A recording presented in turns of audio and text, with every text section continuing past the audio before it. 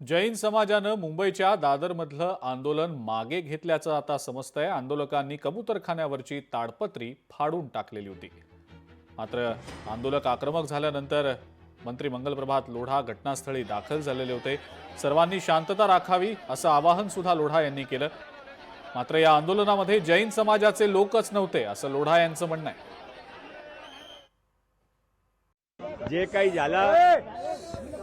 जे काही सकाळी ते झालं ते फार चुकीचा होता। मी या बघितला, नंतर मी अधिकाऱ्यांशी पण बोललो आणि मध्ये जाऊन ते ट्रस्टियांशी पण बोललो। ट्रस्टियांचं म्हणणं आहे ते बाहेरचे लोक आले होते, त्याने केला। ट्रस्टियाचा यामध्ये काय रोल नाही आहे।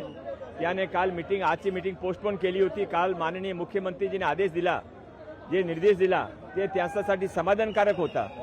त्याने मुख्यमंत्रीजी पण धन्यवाद पण दिला आणि मुख्यमंत्रीचे आभार पण मानले। त्यानंतर काही लोकांनी इथे येऊन घुसून ते जे काही केलं आहे त्यामध्ये जैन समाज किंवा साधू संत समाजमध्ये कोणी त्यांच्याकडे बरोबर नाही आहे।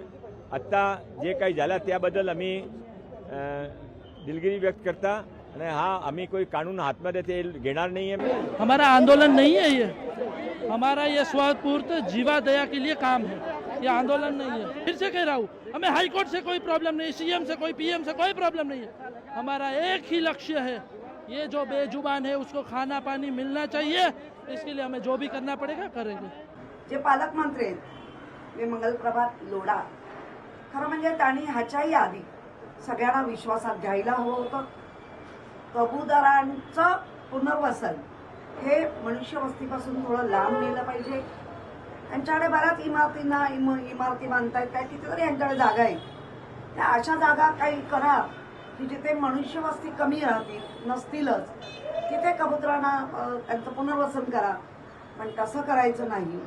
आणि ज्या पद्धतीने आज अचानक कबूतर खाण्यावर कोणाची तरी मामी मेली म्हणून लगेच अगदी त्याच्यावर उपाययोजना करायला लागले, ते लोकांना आवडलेलं नाहीये।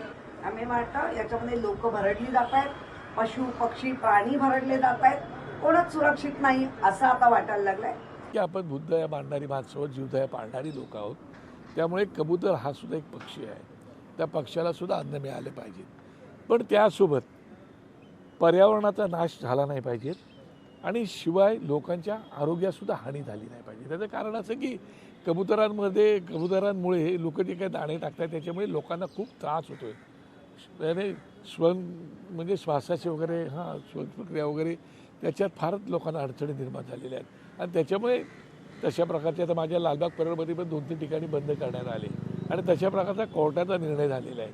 त्याच्यावरती आता राज्याचे मुख्यमंत्री काहीतरी निर्णय घेतात, पण तो निर्णय घेत असताना त्यांनी सामान्य माणसंसुद्धा डोळ्यासमोर ठेवली पाहिजेत की जेणेकरून त्यांना त्रास होणार नाही। म्हटलं कबूतरखाना ही ओळख आहे, एवढ्या वर्ष आम्ही लहानपणापासून ती ओळख कुठेतरी पुसणार। आमची पिढी आणि आमच्या नंतरची पिढी आहे त्यांनाच माहिती पडेल कबूतरखाना, त्याच्यानंतरच्या पिढीला कबूतरखाना माहिती नाही पडणार। पॅक करू नका, आम्ही त्यांना सांगितलं की वरती टाकू नका, आहे तसं राहू दे, दाणे टाकायला देऊ नका। कोर्टाचा निर्णय, त्याचा अवमान कोणच करणार नव्हते, परंतु त्यांनी जैन लोकांची भावना असेल किंवा काय त्यांनी त्यांची दुखावण्याचा प्रयत्न केलाय। मला असं वाटतं की जैन समाज हा अतिशय शांतप्रिय समाज आहे आणि त्यांच्याकडून आज जे काही दादरला झालेलं आहे ते आश्चर्यकारक आहे।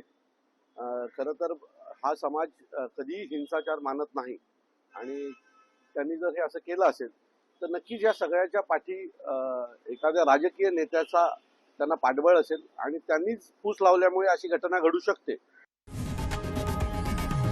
लोकशाही मराठी ऐका, पहा, जागरूक रहा।